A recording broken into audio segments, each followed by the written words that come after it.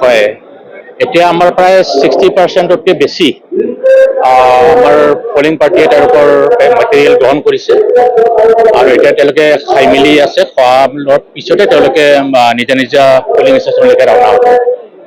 আৰু পৰিস্থিতি শান্তিপূৰ্ণ, বতৰ খুব সুন্দৰ আজি, ফৰকাল বতৰ।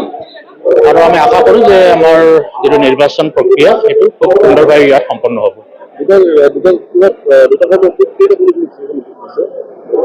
আমাৰ টোটেল 529, এটা 287 আৰু এটা 244।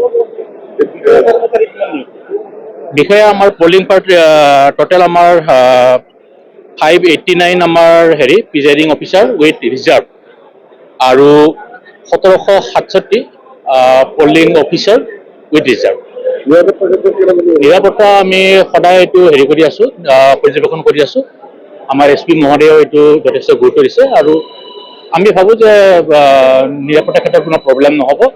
আৰু ইতিমধ্যে আপোনালোকে জানে যে আমাৰ ভূটানৰ লগত আমাৰ আন্তঃৰাষ্ট্ৰীয় সীমা আছে, সেইটো চিল কৰা হৈছে আৰু আমি কোনো ধৰণৰ কুটাঘাতমূলক ঘটনা ইয়াত সম্পূৰ্ণ হ'ব।